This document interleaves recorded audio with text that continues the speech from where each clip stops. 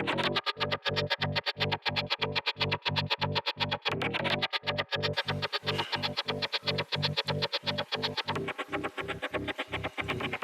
and welcome to Shelfie number 4 from Pushing Cardboard.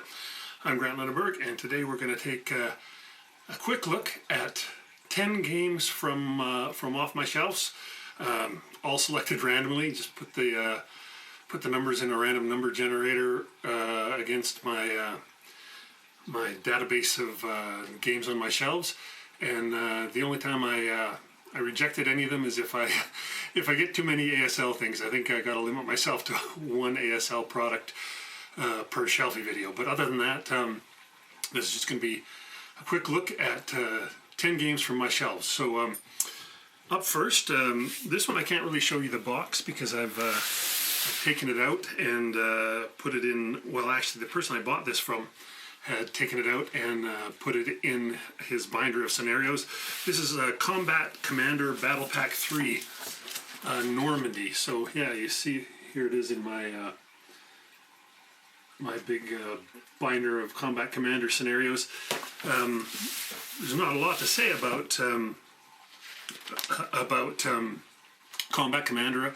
These battle packs are terrific. They give you a whole slew of new scenarios, and in this particular one you get a campaign game, you get a scenario generation,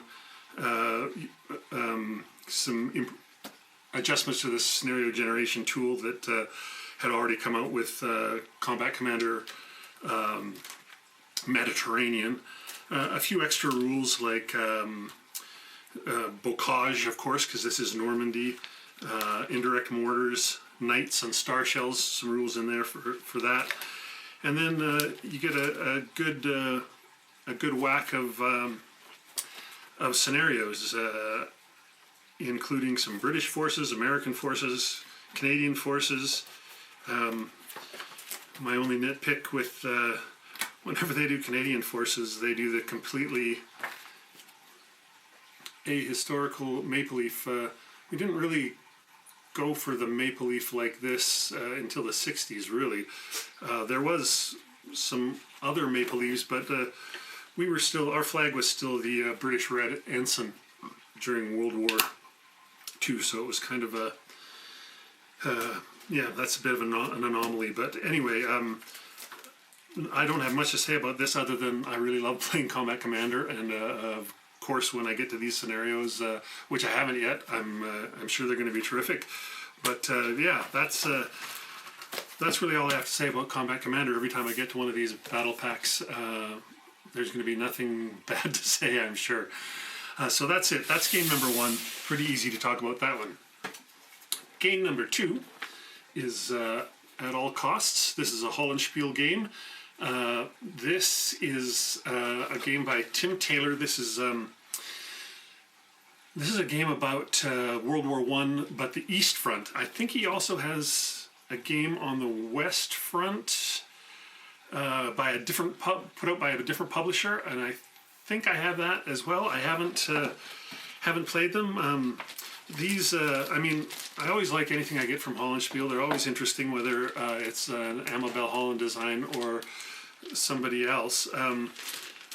This game has the cool little wooden discs as part of its pieces, and a very lovely map. So I haven't played this yet. I look forward to it, but At All Costs from Hollandspiel, I got a feeling I'm going to like it, but you know, you never know. Never know how these things go.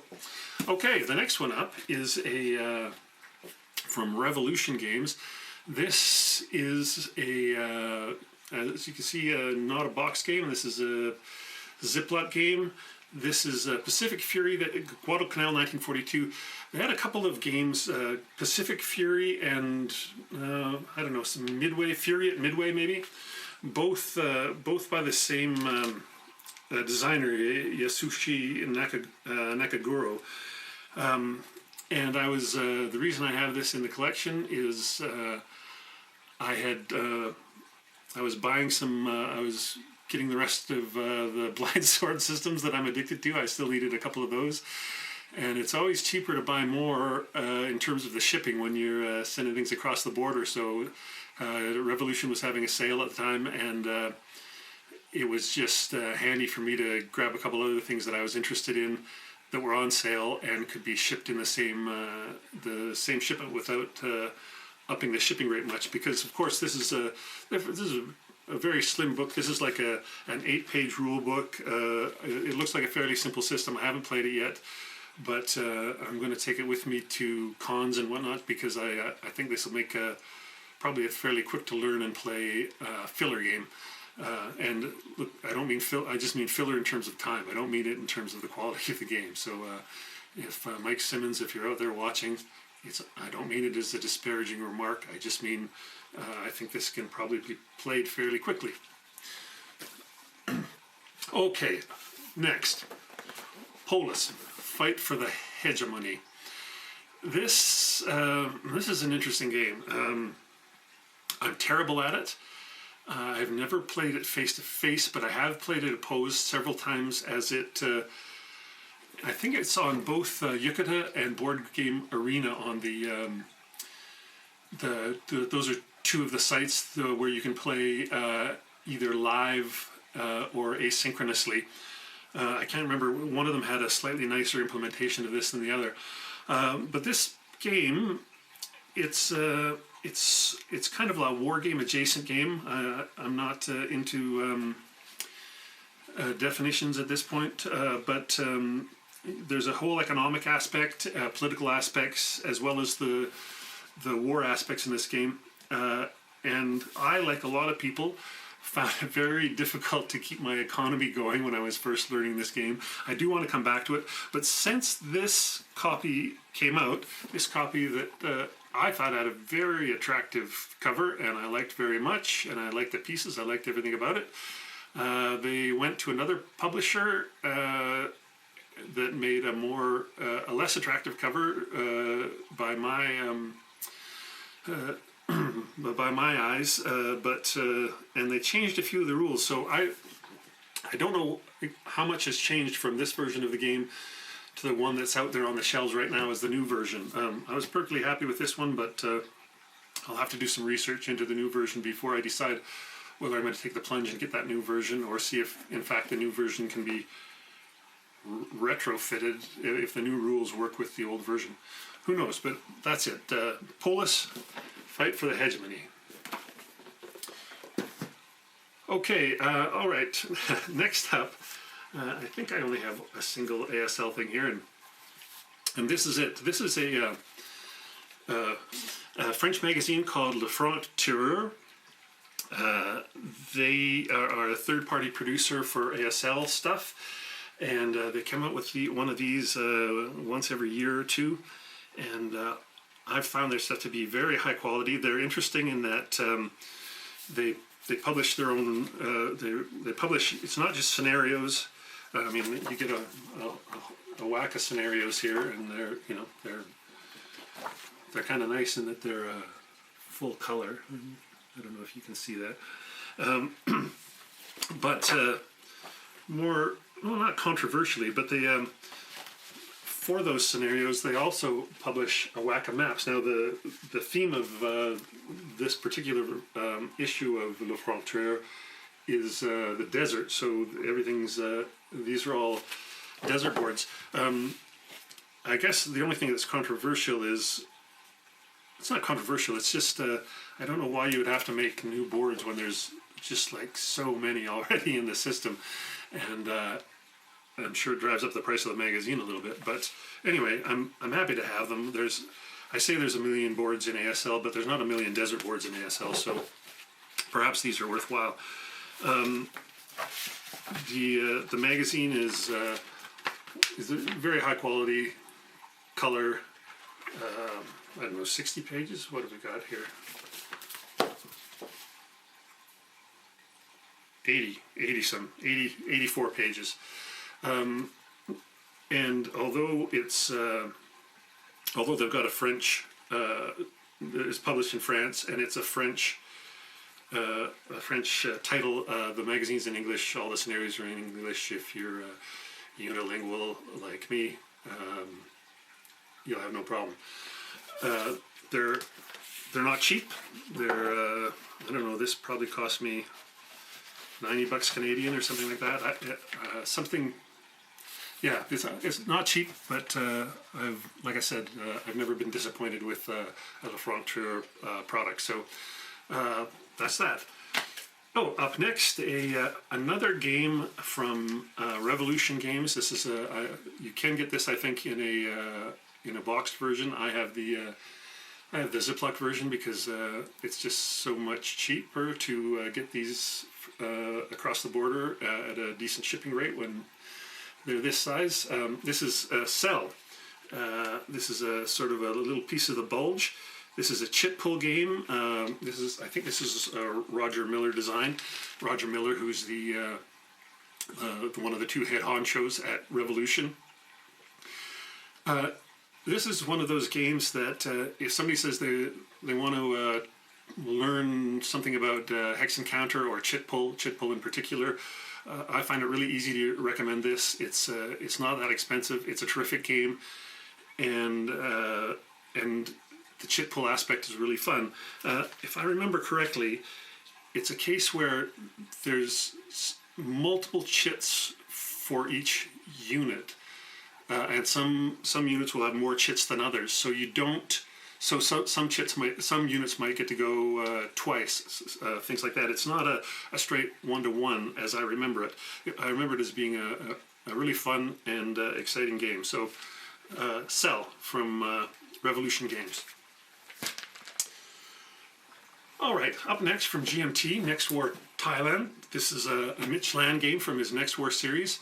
I guess regular watchers of Pushing Cardboard will know that I'm not much of a modern war player or collector, but a friend in town was leaving town and dispersing of his collection a few years ago, and this was one of the games in it. And he had a bunch of the Next War games. I just chose one and bid on it and got it because I thought, well, I'm not much into this whole thing, but when there's a big series like this, I should at least give one game a go, and just to see what it's all about. Maybe I'm not a fan, and I should be. That said, I think I bought this in about, I don't know, 2016, 17, somewhere like that, and I still haven't got it to the table. So that tells you something about how the plans of mice and men, right? Anyway, I say I'm going to try it, and I'm sure someday I will. I just haven't got to it yet. Speaking of GMT, here's a much newer game. This is Conquest and Consequence. Craig Bessank. This is the follow-up to his game on. This is World War II in the Pacific. He had a World War II Europe game, Triumph and Tragedy, that's very well loved, probably in its I don't know, third or fourth printing by now, I'm sure, something like that. This game was interesting because I think when it was first announced, there was a fair bit of skepticism. People weren't sure if his sandboxy system that worked so well for the European theater was going to work as well for the Pacific theater, with much more of an ocean war, a naval war. But I haven't played it yet. I've played Triumph and Tragedy a couple times. Really like it. Haven't played this yet. But all the reports that I've had of friends who have played it, say it works really well. And the interesting thing is, of course, he didn't neglect China, and he made China one of the combatants. And so you have the whole land war there, and everybody says that the whole sandbox system that he's designed works just great for the Pacific War. So I look forward to playing this. I really like Triumph and Tragedy, and I like these kind of, in terms of grand strategy games where we're looking at the whole war, and I guess you can put the two together if you really want that huge experience. I really like the sandbox type games. Like I think these start in I don't know, 1936 or 1937 or something like that. They allow you to have different diplomatic build-ups as before the war actually breaks out and things like that. I really enjoy that. Not that I don't enjoy the more somewhat scripted ways of doing grand strategy, but I find it really fun to play in these big sandboxy worlds. Things like this, Triumph and Tragedy. Oh gosh, there's a couple others. I wish I could remember them off the top of my head. Anyway, I can't, so there you go. Conquest and Consequence from GMT.